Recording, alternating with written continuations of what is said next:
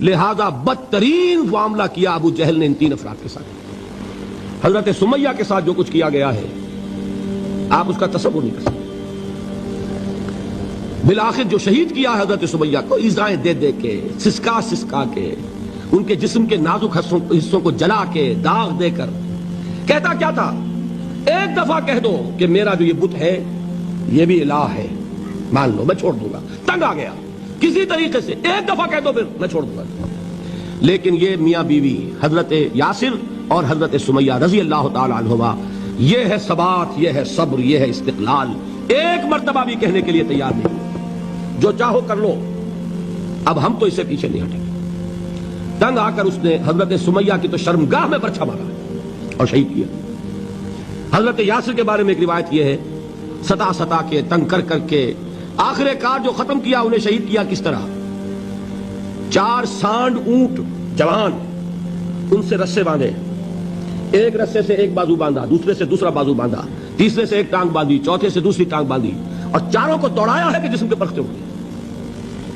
اس حال میں کیا ہو رہا تھا وہ میں بتا رہا ہوں کہ اللہ تو تاکید کر رہا ہے اپنے نبی کو، اصبر وَلِرَبِّكَ فَاصْبِرْ وَاصْبِرْ عَلَىٰ مَا يَقُولُونَ وَاصْبِرْ وَمَا صَبْرُكَ إِلَّا بِاللَّهِ وَاصْبِرْ لِحُكْمِ رَبِّكَ وَلَا تَكُنْ كَصَاحِبِ الْحُوتِ۔ اس وقت سامنے سے حضور گزرتے تھے جبکہ آل یاسر کے ساتھ یہ معاملہ ہو رہا ہے، کیا فرماتے تھے؟ اصبروا یا آل یاسر فَإِنَّ مَوْعِدَكُمُ الْجَنَّةُ، اے یاسر کے گھر والوں صبر کرو، جھیلو، اس لیے کہ تمہارے وعدے کی جگہ جنت ہے۔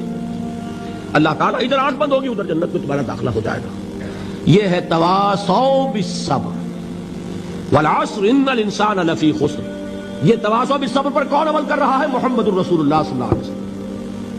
اس میں بھی ایک بات ہے، وہ بھی سمجھ لیجئے، دین میں جہاں عظیمت ہے رخصت کا پہلو بھی ہے۔ یہ جو نوجوان تھے، یہ بوڑھے والدین کا تو وہ مقام ہے، یہ رتبہ بلند ملا جس کو مل گیا۔ ہر مدعی کے واسطے دار و رسن کہاں؟ حضرت سمیہ اور حضرت یاسر۔ نوٹ کیجئے، میں ایک اعتبار سے کہا کرتا ہوں، سید الشہداء یہ بنے کہ نہیں بنے؟ ان کو جو فوقیت حاصل ہوئی، الفضل للمتقدمین، سب سے پہلی جان دینے والی یہ خاتون اور سب سے پہلی جان دینے والا اللہ کے لیے، توحید کے لیے، محمد کی رسالت کے لیے صلی اللہ علیہ وسلم، دے تو بھی محمد کی صداقت کی گواہی۔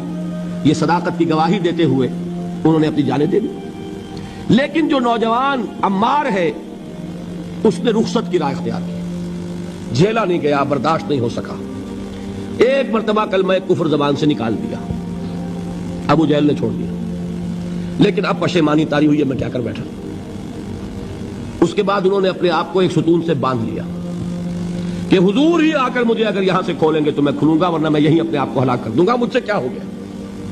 حضور خود تشریف لائے، دست مبارک سے کھولا، کہا کہ یہ بھی دین میں اجازت ہے، کلمہ کفر کہہ کر جان بچا لینے کی اجازت ہے، یہ رخصت ہے، عزیمت نہیں ہے۔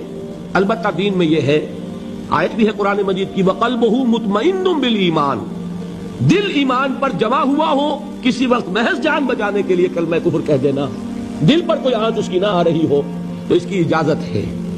کمزور طبائع کو بھی اللہ تعالیٰ نے اپنے دین میں اکوموڈیٹ کیا ہے۔ حضور نے ان کی ہمت بندھائی کہ گھبراؤ نہیں، ٹھیک ہے، یہ بھی اگر تمہارے دل کے اوپر کوئی اثر نہیں ہے تو کوئی حرج نہیں۔